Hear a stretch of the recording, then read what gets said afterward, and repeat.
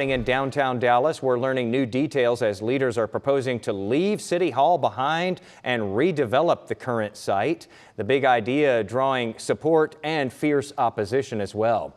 Here's Kevin Reese with that. Downtown Dallas Inc. announces its support of abandoning City Hall and redeveloping this corner of downtown. But opposition to that idea is just as loud and vocal too. The CEO of Downtown Dallas Inc. made the announcement at DDI's annual meeting Friday at the Fairmont Hotel.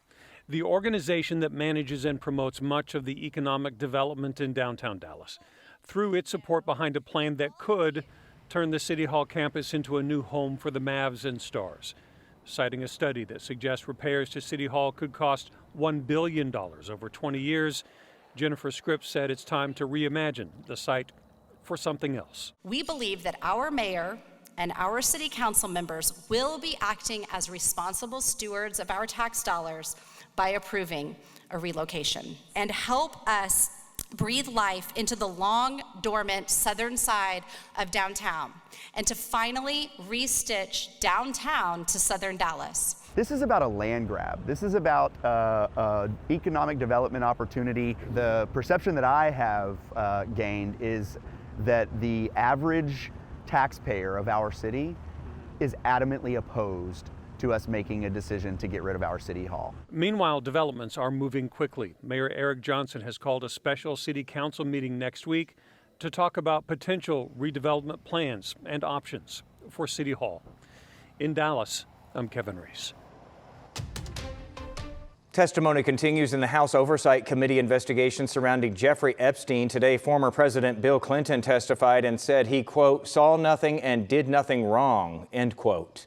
He went on to say he had a brief acquaintance with convicted sex offender Jeffrey Epstein that ended years before Epstein's crimes came to light. He even mentioned coming from a home of domestic abuse.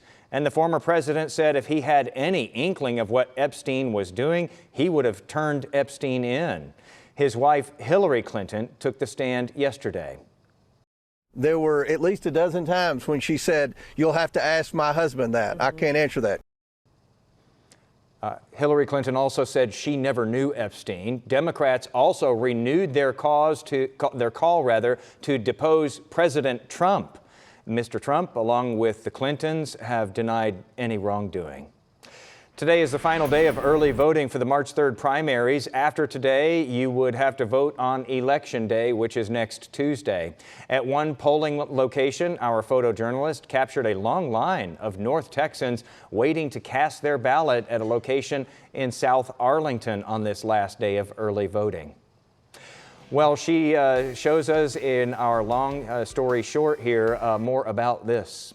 If you're heading out to early vote in Tarrant County, be ready to wait. Before you head out, check out the Tarrant County Elections website for active voting locations and current wait times.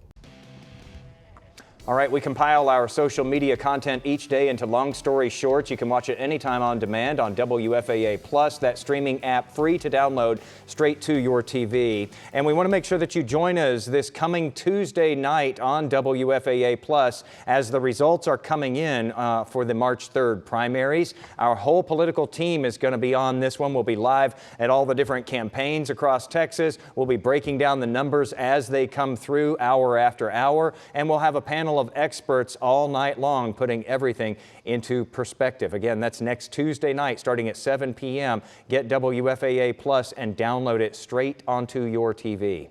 All right, let's check in now with Stacia Wilson to see what those trouble spots are out there on this Friday afternoon. Stacia? Yeah, hey Jason. So we're watching a major accident right along US 175 at Haymarket. They're turning the camera around, but what I can tell you, they have shut down temporarily those eastbound lanes as a result of this collision that is causing a major accident here. So we are south of Mesquite, just south of Bulk Springs, 175 rather, eastbound at Haymarket Road. So fortunately, they just opened up one lane, and that closure, obviously that was causing a backup pretty quickly there.